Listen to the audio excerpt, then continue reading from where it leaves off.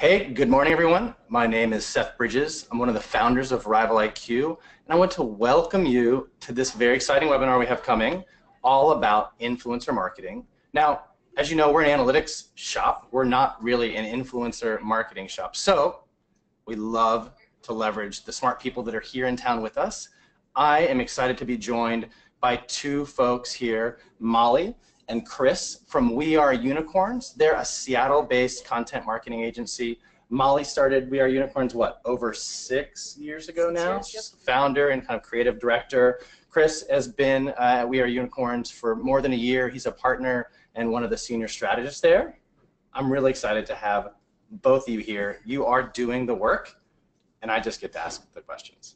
All right, well, thanks for having us. Yeah, thanks for having us. This will be fun. Yes. I hope. It will be fun. You guys can tell us if it's not. Yeah. Before I ask the first question, though, we are recording this. We'll send it out. So if you're interested in rewatching, sharing with your friends, we'll absolutely get you a link to the recording.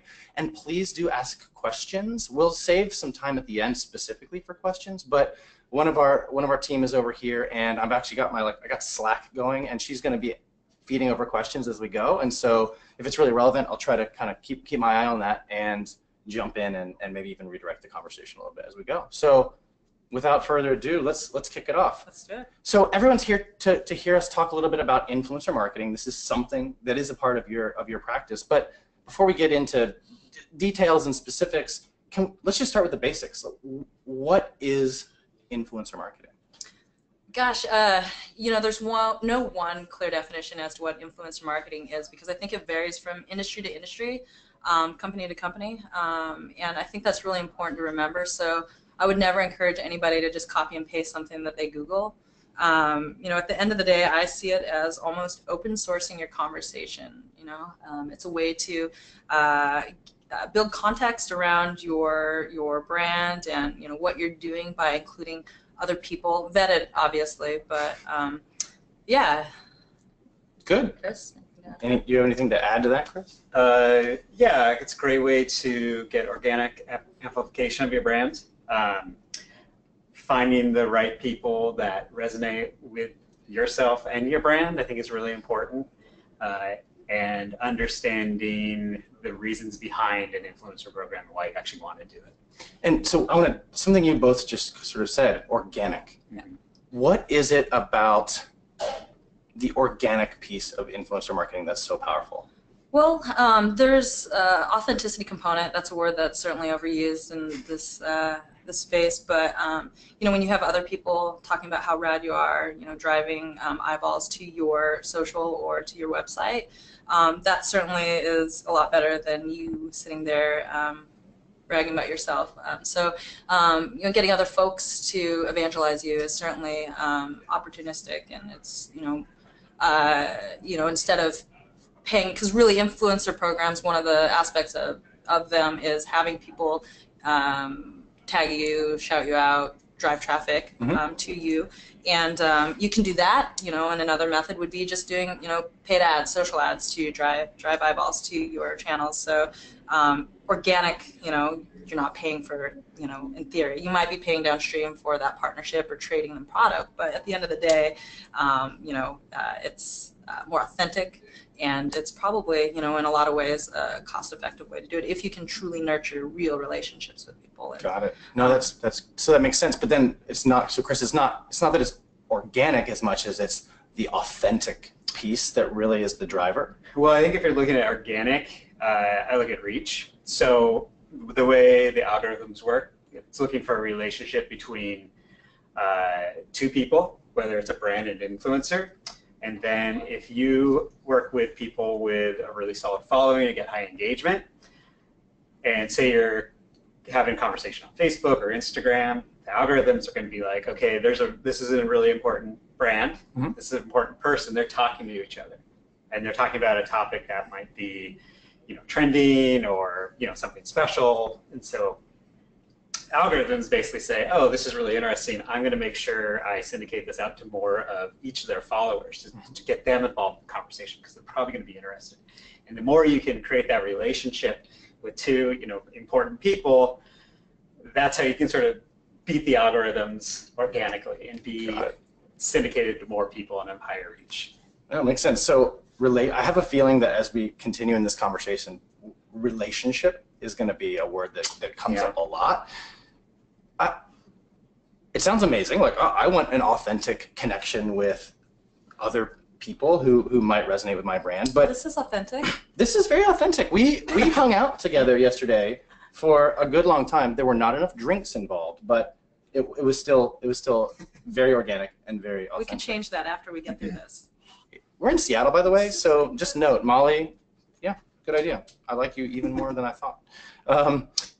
But if here I am as a brand, like, all that sounds great. What do I need to consider? So what are the factors that I should be thinking about before I even consider influencer program or influencer marketing as something I might want to try or do? And I don't even, help me out there. Sure. First and foremost, if you guys haven't defined what your social mission is, understand what the purpose of your social footprint really is, you shouldn't even be considering an influencer program yet. To back that up even further, really understanding your brand, your DNA, and who you are as a brand, is first and foremost. I'm assuming a lot of the folks chiming in right now already have established marketing programs, probably have a mission statement for your business. You should also have a mission statement for your social. What is the takeaway for anyone who's traversing your social channels, swiping through your content? Oh wait, this isn't Tinder. Sorry. Scrolling through your content, how are you using your content to get them to do that? So everything from developing a social mission, defining what your content pillars are. Understanding what your aesthetic is and your voice tone, and starting there, and then figuring out, okay, how can you bring influencers into the conversation to maybe offset the content production that you have to do, or perhaps expand on the contribution in a way that you can't. So here, if I had to, what I think I heard was, this is not like a quick fix thing, that all of the baseline fundamentals that we should be thinking about as marketers and as digital marketers absolutely apply, and that if you're kind of a mess, an influencer program is not a savior. Do I have that right? Yeah, I think you could look at it just as another channel of how to get your word out. I think there's so many other things and distractions that go on in social where if you don't have that dialed, all this extra time and effort that you need to develop these relationships with these influencers will go somewhat wasted. Yeah. And it takes a lot of time. Like, you've got to foster these friendships and relationships again, drink. And you want to make sure that you know what you're talking about, how you're talking about it, and why. What makes it ownable.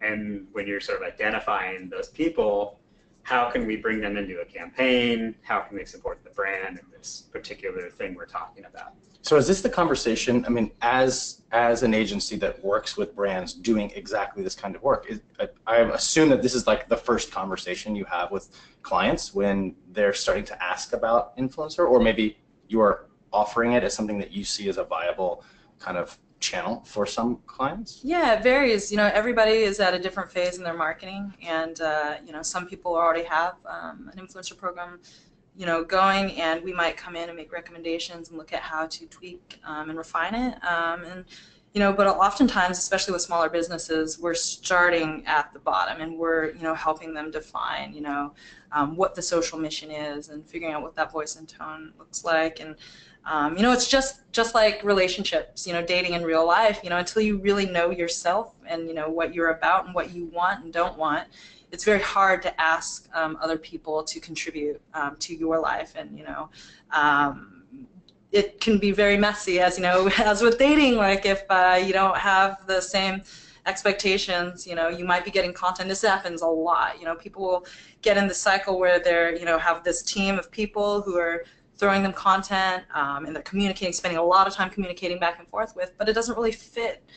Or maybe it's like, not optimized. You're getting, images that aren't big enough or high enough quality, or gosh, you can't figure out how to get to Dropbox because you use Google Drive, so really. So the big and the small. Like, yeah, it's all of these things. Yeah. Have you ever had to have that tough conversation with a client who's like, I want to get in there, I want to be doing it, like they bring the buzzword, but they don't necessarily have the fundamentals? Have you ever had to have that tough conversation? It's very common. I'd say 9 times out of 10, yeah. Yeah, because it's exciting, it's new, it's like the big thing right now. It's the shiny object, yeah. But I mean, when I sort of look at it, where the company is at in their growth cycle, whether it's growing their audiences, their engagement, everybody's going to start hitting the plateaus. Yep. When you hit a plateau, maybe this is when it'd be the right time for an influencer program, because you don't want to start too early, because your fans and their fans might get directed to whatever content you're promoting and be like, what? Like, this doesn't make sense. And then you lose that legitimacy, I think, right off the bat. So you want to make sure that your foundations are correct and being executed, with a cohesive message across all your channels. And then how can you layer on influencers to support that message? And got it. It makes you've got your hand in 10 different cookie jars. You want to make sure that everything is coming together at the same time. That makes a lot of sense. So here's the question I want to ask you. Now, this is about sort of some previous stuff, and I didn't really cover this at the beginning, but both Molly and Chris kind of come out of that outdoor lifestyle space.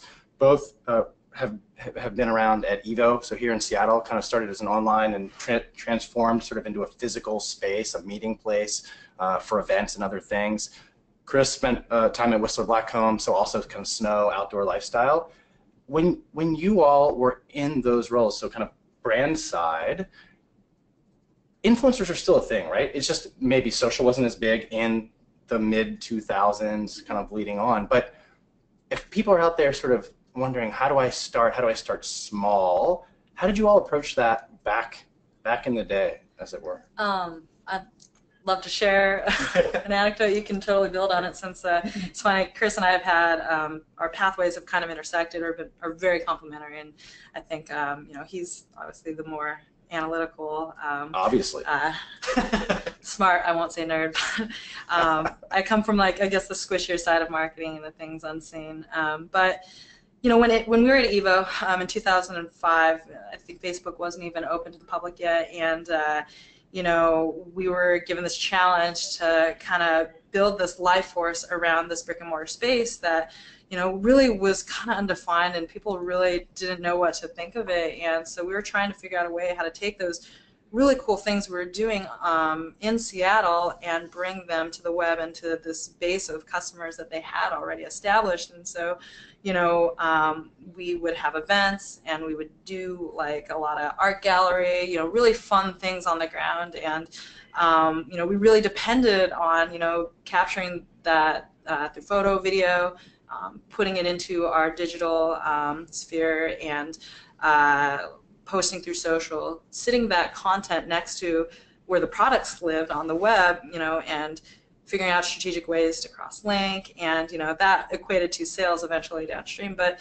what's more is we didn't have a huge network. We didn't have a ton of necessarily resources or much of a budget at that time. So we really spent a lot of time nurturing what we could call now as micro-influencers. So whether it was friends of the company, business partners, or athletes on our team, we would give them. We would build a little digital toolkit to hand off to these folks and get them to share all those stories and all that content. And that footprint, that community footprint, at Evo grew really quickly. And then as we, the company grew and we saw success, and the idea became a reality, we started to formalize programs into a real athlete program.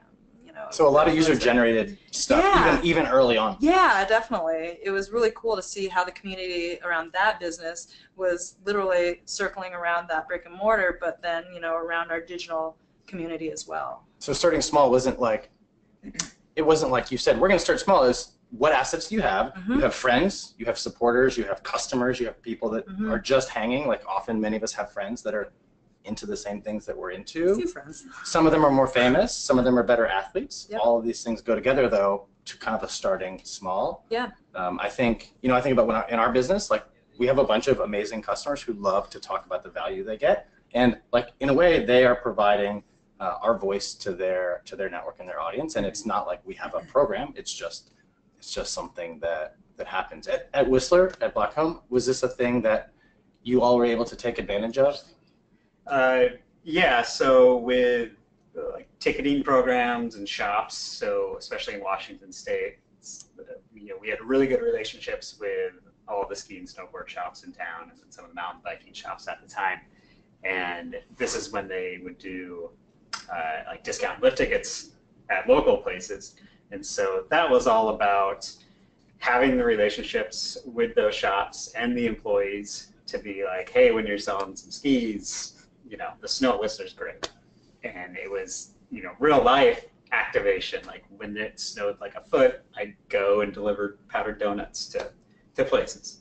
And, with some like, here's our... That's a small thing, but it sounds like good impact. Yeah, and stoked out all the employees. And then as the internet sort of matured and social media matured, you could see that going online, and people were stoked about every time new snow would be happening. You would always find these people that would sort of bubble to the top, always commenting on your post, always sharing your post, and really interacting with you in a really genuine way. And I just had a stack of gift cards at my desk, and every so often when one of these people would sort of rise to the top, I'd get their information and then send them a little pack. Just total surprise, and then that customer is a customer for life now, hopefully. You hope. Yeah, and then they're going to, of course, tell all their friends, and that's like a really small and expensive way to start a really good influencer program. Yeah. So any swag, you look at it. Gift cards, T-shirts. Like I think about people love to get sort of swag, particularly if it's unexpected. Yeah, and meaningful. I guess this all kind of picks back to the authenticity component too. It's like, look at the people around you that are real evangelists of your brand, whether partners, customers, and look at how you can mobilize them, first and foremost, and then as your marketing or your business matures, you can look at creating something a little larger, more formal. So, I know my friends, you know your friends, we all know our friends and our kind of our closest customers and people we spend a lot of time with. But if you're going to grow an influencer program beyond those folks, and obviously this is something you spend a lot of time doing with some of your clients, how do you evaluate whether or not an influencer is for a brand? Like, how do you evaluate that that's someone that you want to work with or not? And how does that process go? I think there's qualitative and quantitative components to that. So you're of course going to be looking for, whether or not they align with your brand values. That's important. I mean, because people can sniff out a fraud a million miles away. And you want to, ensure that, if they do have sizable following, that it's relevant as well. So make sure their audience aligns with your audience.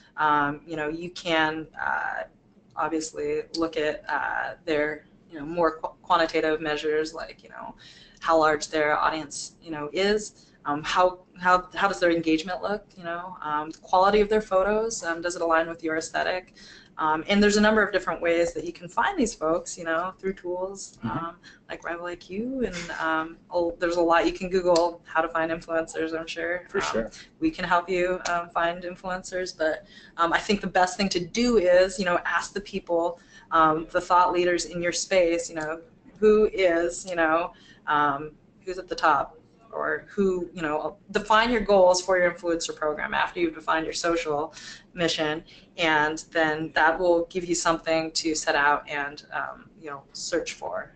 So obviously this program, like these are things you do. Do you have some examples of, or an example of something you've done recently where you're like, we had a mission, it was to find people to help somebody actually get after a particular audience, and like, can you talk a little about the process that you used to Yeah, I think depending on like where the brand is, sure. When we were trying to find for one particular brand, we were trying to find influencers that could actually make something with the product, and we were able to go through and vet a bunch of DIY people, and we had a series of questions that we set out, like how where do they live? Are they free? Are they expensive? We had a whole criteria of what we were looking for. So is this like an email or a survey or something? Well, at first we need to do like the vetting. So, we need to find these people who have like blogs, who have a good following, but there's sort of this sweet spot where you don't want too many people because then they're going to be unapproachable, expensive, unattainable. But then you don't want people with too few of an audience. So there's sort of this sweet spot that we're going for that are affordable and highly influential. And also, it was really important for us to define what that criteria was because, different people across the company and, even in our office, they're just like throwing out all these ideas, and we're like, well, yeah, that could work, and everybody knows somebody or has ideas. So by defining the program, it just helped us to narrow down as well and put kind of some walls up so it didn't get too crazy. Yeah, so then we sort of identified a list of 20 to 30. Okay. And this is a big list. Ideally, you could probably find 5 people and start small. Like I would say, go out. And, we've been doing this for a while, so don't go from 0 to 50. Yeah, exactly. So then from there, we have our sort of target influencers that we're looking at, and then we define, okay, what do we want from them? Here's their requirements. Very clear, attainable. You don't want to go overboard because then they'll be overwhelmed and this is too much. So yeah, right. You want to make it as easy as possible for them. So clear but easy. Right. And then from there, because we did our due diligence and have our foundation and like a quarterly content plan, we're able to say, okay, we like you. Here's what we're thinking. And we would basically email out our quarterly content plan saying, here's what we would like from you. Here's what we're planning as a company to do as like a brand. Can you think of anything that would help support this whole one message across all channels? And then, we were able to get 4 or 5 responses back from that saying, yeah, we'd love that. Send me the product. I'll build it. I'll take photos from it. I'll even write some stuff.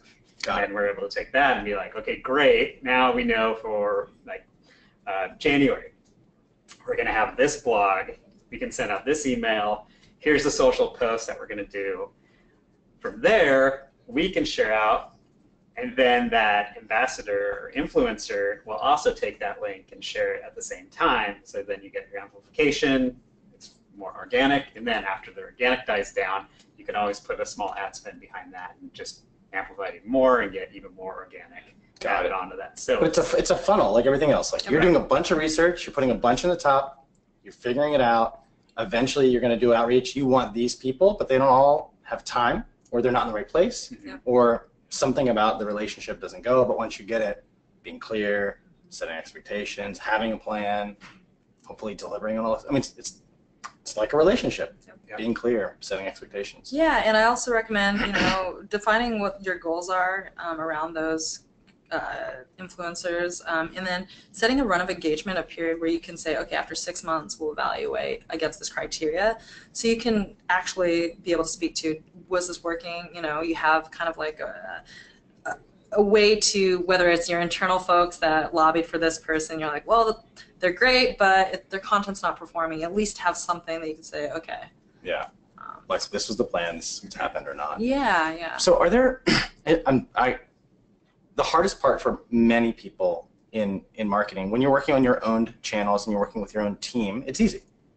As soon as you start to bring in outside people who have different schedules and different expectations, also just getting those conversations, again, it's kind of like dating. How do you start the conversation? Are there better or worse ways? For example, do you email people? Do you DM them? Do you are there, or does it just depend? Oh boy, yeah, it really depends, and I think it's all of the above.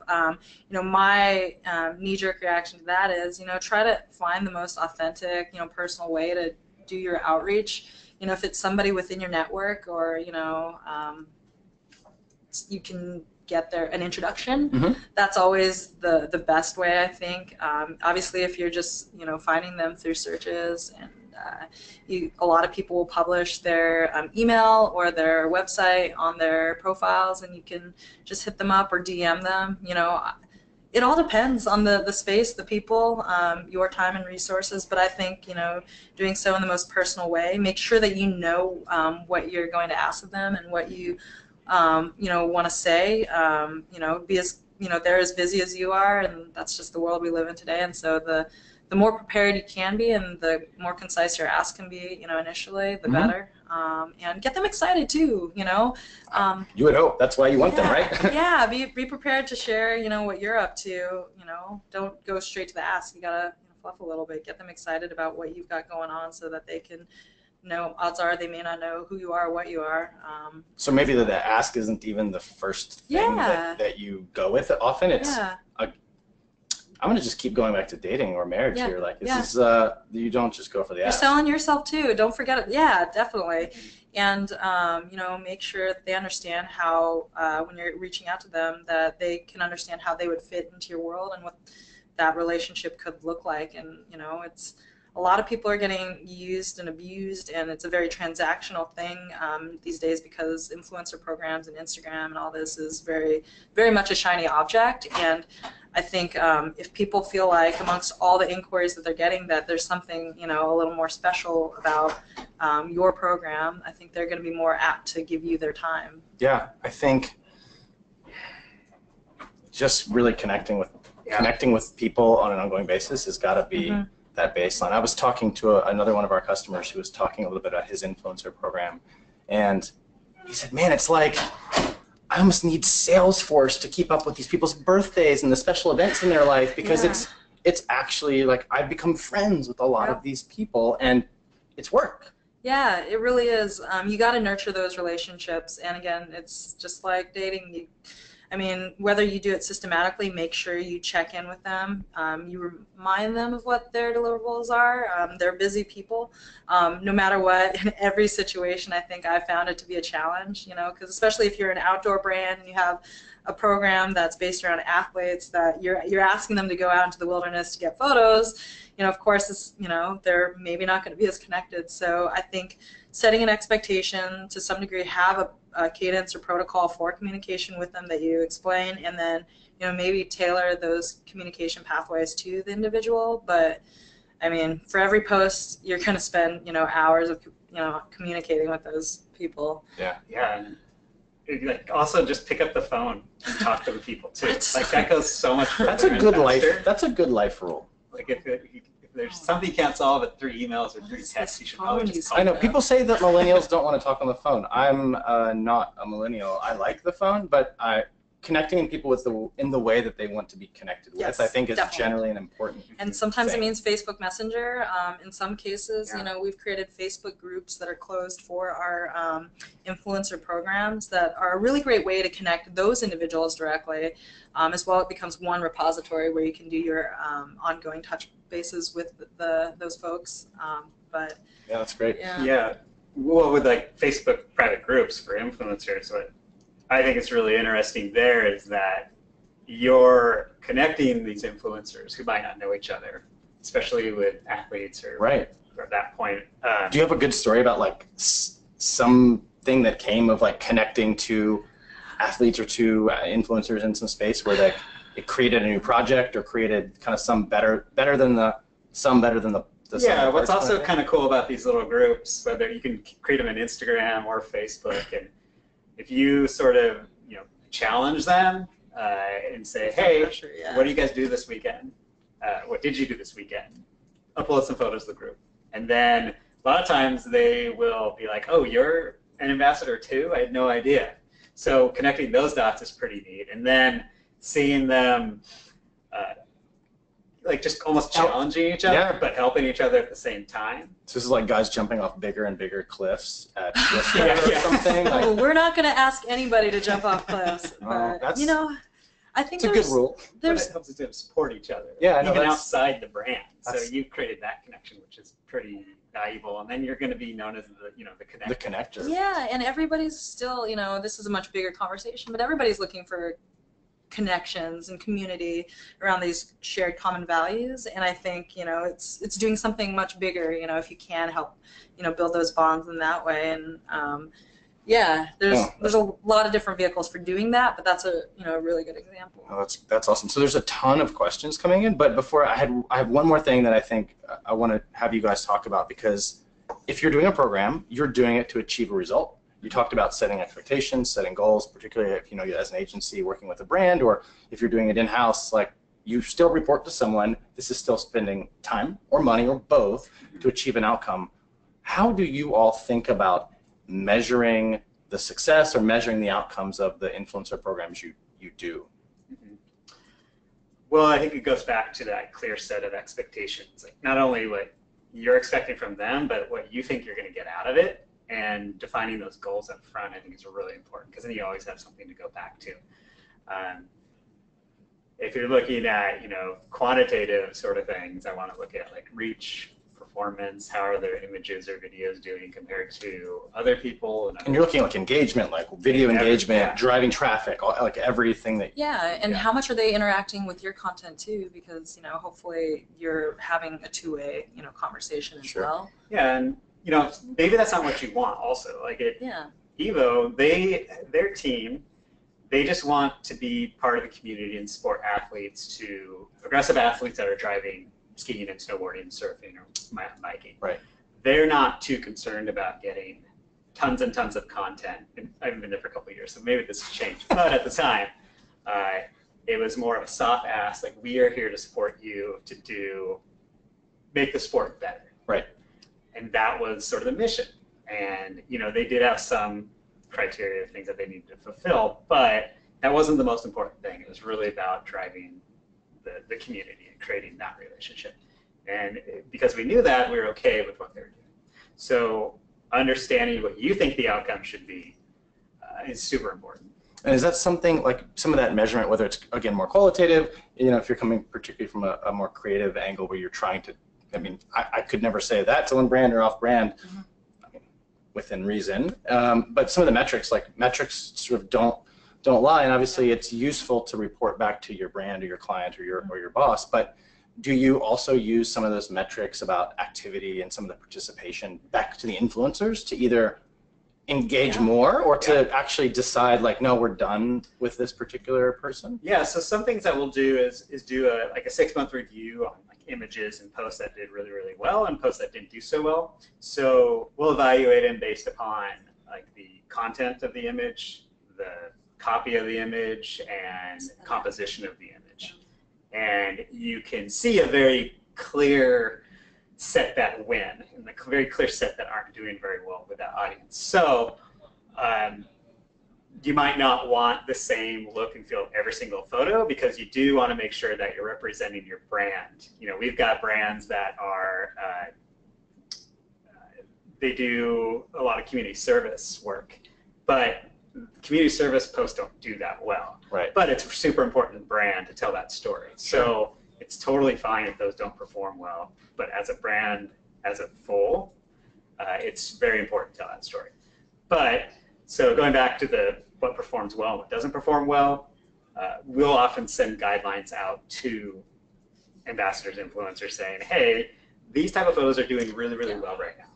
Got it. So you're using some of the analytics about success or lack thereof to actually coach the influencers to do things that are going to help them become more successful, which hopefully in turn help you become more successful as well. And again, there's no one right way to do this or wrong way. And even when you set your goals or build your roadmap and your toolkit for these folks and yourself, you want to constantly assess, reassess, and refine your program. So as a metrics nerd, so we're clearly the metrics nerds here. I don't know how we got pegged, but I'll just own it for the moment. Metrics matter, and having kind of quick access to data about kind of every facet of this. It sounds like every facet of this funnel so far, from finding folks, engaging them, keeping folks on track, coaching, supporting, and then kind of continuing who to reinvest in. Yeah. Like at every point, there's some qualitative and there's some quantitative too. Well, and then I think if you've got some good metrics, you can tell when it's working and when it's not working. And social media moves so fast. They leave you guessing, because that's the way they make money. Yeah. Is you're chasing the carrot, and the finish line is changing all every the time. Couple months. All the time. So data is a really good way to find out when that goal has changed. And then you're like, okay, now I'm going to try this. Yeah. Now I'm going to tweak this program in this way. So it's pretty fluid all at the same time. And for those creatives out there, it's a really, the metrics and analytics are a really great way to answer those questions, or to dissolve those fights and arguments about, was this photo better or was this photo better? Because there's the person who may be just personally attached to this one, but you look at the numbers and they don't lie. So we work with a lot of kind of very visual brands that produce lots of content and have big reach, and looking at the worst stuff is often some of the more interesting analysis. Because the best stuff, like, it's a mix of like consistency or some flash in the pan, but the worst stuff has actually some consistency to it, and being able to coach based on that is really, really important. So there are a ton of questions that are coming in from you all, and they're kind of falling into 2 or 3 themes. The first one, the first kind of theme that I'm going to jump into here is really about this idea of, is it for pay? Is it not for pay? Budgets, sort of, and what's like the specific question that someone asked that kind of ties into this is like, what should I be thinking about as a starting point in terms of budget if I want to begin an influencer program? Boy, okay, I'd love to lead this question, but so I think the question was, what should you be thinking in terms of budget? Well, since the first step is really defining your program, understanding what your goals are, that would probably be something that you could do yourself. So that's free, hopefully, or just time. And then from there, if you really have the ability, brands vary, your opportunities vary, but if you're able to look at, mobilizing that, say, micro influencer community, kind of like what we talked about, and develop a program that just incentivizes people to go a little further that might already be doing something to support your brand, or folks that are already evangelizing your brand, that's a great place to start. And that sometimes could just be a matter of, allocating some promo, some swag, or some trade, or discounts.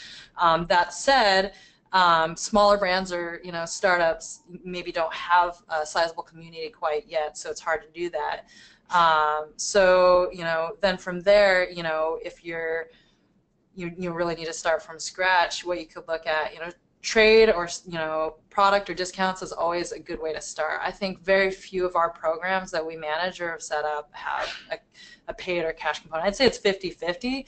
It tends to be product trade, because the people who are authentically going to support you and amplify your message already love your product, love your brand, and hooking them up with a discount or product is enough of an incentive. Then again, I just want to get you going on that a little bit more. So somebody else kind of followed in with, like, other than money, which is obviously, so I just heard you say, like, it doesn't have to be money. Product trade is a thing. What are other kind of examples of ways in which you've said it's not about the money pushed toward the influencer? It's like, what are some of the other things you talked about? Gift cards, which I guess kind of money, but like experiences too. And exposure. I mean, just the fact that you're lending your brand that you've put your blood, sweat, and tears into, and you've created this community. Sometimes they just are looking for exposure. So you're amplifying them sometimes as much as right, and they're gaining access to your audience in a way. And they'll hopefully get fans from our brands, basically. Right. So that's usually the trade-off right there. Is like, okay, I hope I can work with X brand. They've got 10,000 followers. I've got 3,000 followers or whatnot. Give me exposure, and then we'll be good. So when I see like UGC contests, for example, and I know you guys probably have an example of this, where you have a campaign. You want people to tag their stuff so that hopefully you're going to blow it up on your channels later. Like, that's the only incentive? That's a thing, right? Yeah, I mean, with MSR, Mountain Safety Research, another Seattle company, make like the best tents and snowshoes and water filters. Technical gear. Yeah, they're awesome. And they've got a very highly educated customer base, pretty engaged audience as well, and they happen to be really good photographers. So what a mix! Like, let's see if we can figure something out. So last summer we held a 48-hour epic contest with coordinated that with the product launch of this handheld water filter. And we're like, okay, so how far could you go in 48 hours where you want like a super light pack? And, you know, we just put it out there. We were very deliberate on the campaign, what we're doing, how we're doing it.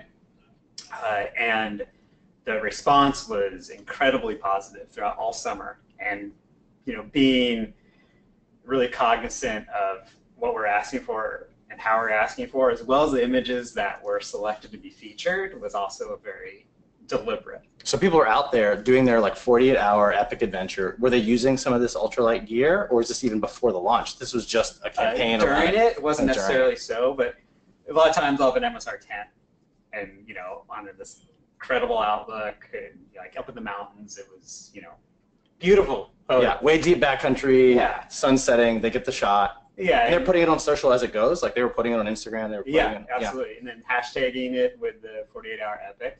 And then as those got pulled in to the landing page, you know, we were able to curate a really nice collection of the type of photos we were looking for. We pre-seeded it with the type of photos we were looking for. And then as the campaign went out and throughout the summer, people kind of caught on like, these ones are making it onto the site, which, you know, if I'm an amateur photographer or whatnot, like this is could be pretty awesome exposure for my career or my photography or whatever, just to be stoked out that I'm featured with one of my favorite brands. So you preceded a little bit. Yeah. Obviously it was a campaign, there was a real push around doing this, but then did it take a life of its own at some point? Yeah, I think so. I think it was kind of went in waves, and every time we started talking about it again and how we leverage all the channels, and again, it goes back to having a cohesive marketing plan. I think we were able to make sure, you know, we work really closely with the MSR team, obviously, make sure the homepage was updated, their emails was being activated, social, everything was all talking about this, and it was awesome. So now we've got a ton of really, really good content of people that are letting us use their photos and images, that we can use that currently on their Instagram account, and you know, it's a really nicely curated collection. And does that campaign still, like, are you guys still using that hashtag today? We're not promoting it, but people are still using it. So it's sort of taken on a life of its own. So that, I think that's a really good example of a campaign-based micro-influencer program that has kind of taken on a life of its own, that has like this ongoing momentum that, you know, maybe, who knows, maybe we'll do it, it'll become an annual thing, but, you know, we were able to mobilize people who are already saying, yeah, I love your brand, I'm already posting stuff. Now, how do we funnel their energy and efforts to support what we're doing? And incentivize them. So it's funny then. So I mean, again, there were a lot of questions sort of about budget and getting started. But what I heard, if I play this back and you guys tell me if I'm right or wrong, but the relationship, the program, it's like all the spend is as much your time or agency time into doing this work to find the people, to run the program, to make sure you have your base. Like that's where you're going to spend a lot of your time and money. And of course, I heard you could go pay people, but like that's not typically your experience. It's much more investment in the program and the relationships. Definitely.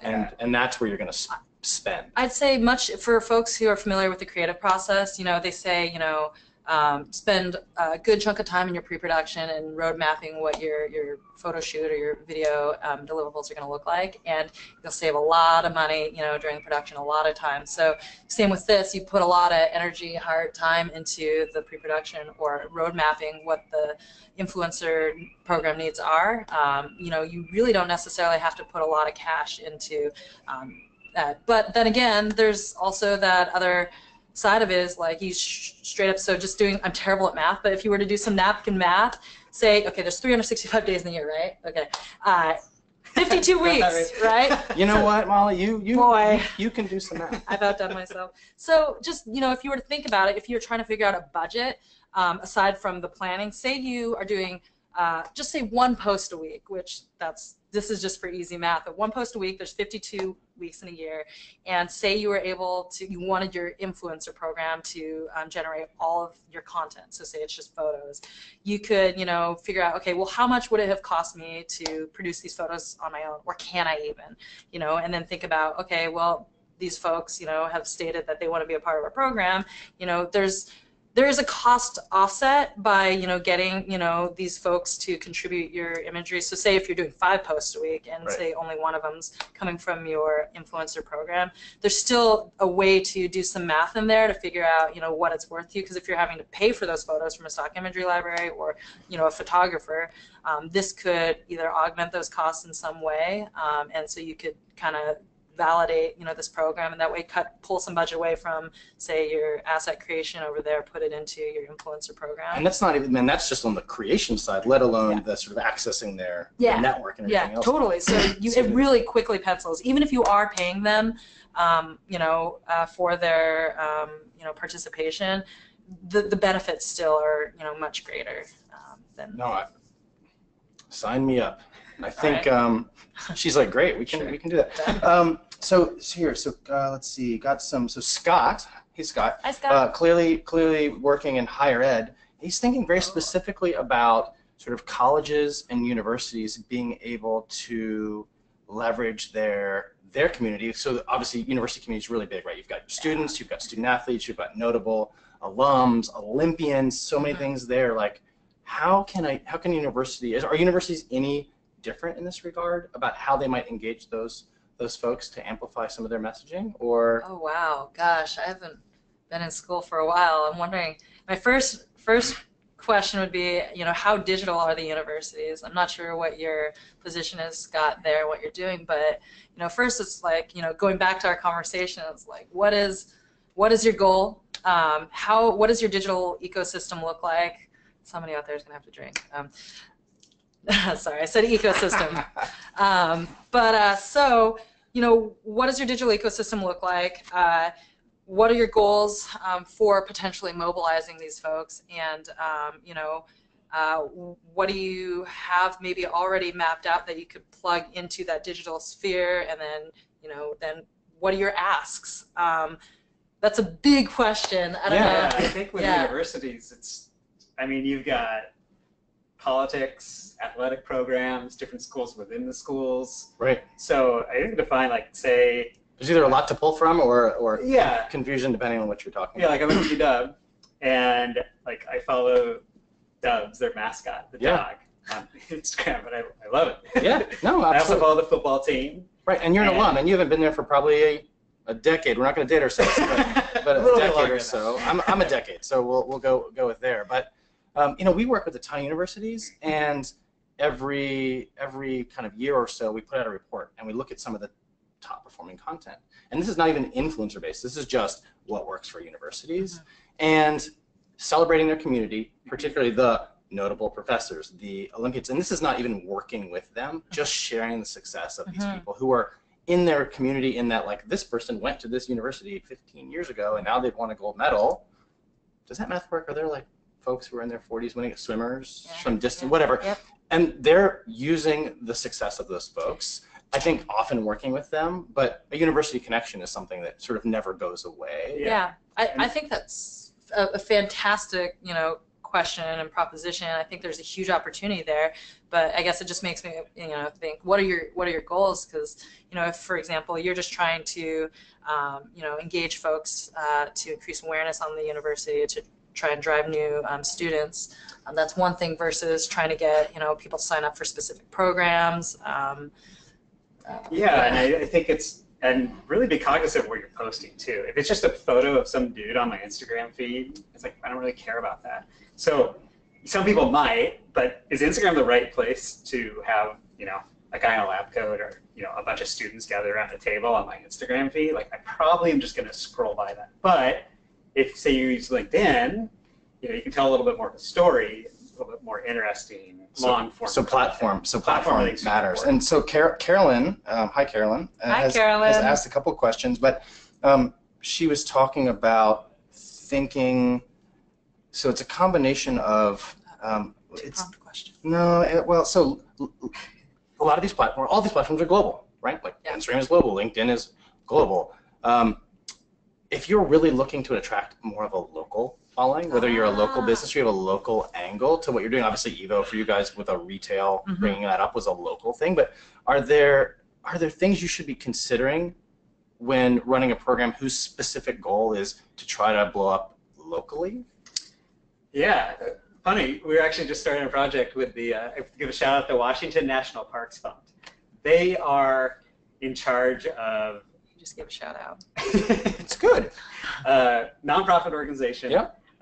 They help fund programs in the Olympic National Park, North Cascades National Park, and Mount Rainier National Park. So it's all about supporting our parks in Washington State. Yep.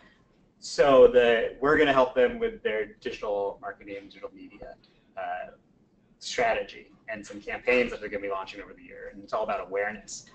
But because it's just Washington State, our whole strategy is activating people in Washington State. So whether it's geo-targeting, you're going to probably naturally attract local people already. If you're only talking about Seattle or Washington or wherever, Denver, wherever, you're probably just going to attract it. Another example is like with Evo in their stores in Seattle, Portland, and Denver. Well, each store has their own social media accounts. So you can keep it hyper local, and then you've got your global account. That's, the worldwide account that has way more followers. But, you've got a good, 4,000 to 6,000 fans on each one of those accounts. So you can get really local and really specific, because if I want to know there's an event or a sale or something going on, you've sort of fostered this local audience. But it's about finding the people who are, here. Yeah. Is part of that working with other organizations that are local too? Yeah, that's a huge part of it. So I think to kind of play off what Chris was saying, one of the first things, all these platforms have the ability to geo-target your content because all of them are global. And when you're, whether you're doing paid ads in social or just publishing your content, it's getting syndicated out to the entire country or world in theory. So to get more precise with your spend, ensure you're not wasting dollars, or to make sure that you're not annoying people who may not care about something that you're posting that might relate to a different country or state, you can either target your posts with specific regions, cities, times, but then also I think the big thing that you were bringing up is partnering with folks and engaging them almost like influencers, even if they're business partners, clients, engaging with them, making sure that they're building equity within that region and from an algorithmic standpoint in Facebook or in Instagram, so that Instagram knows, so say if all these people are talking about this thing in the Seattle area, it's going to start showing up more in people's, Seattle feeds. Got it. So, for that project, right, you're thinking about organizations like WTA and Forterra and folks who are focused on conservancy, who are focusing on doing things here in Washington. You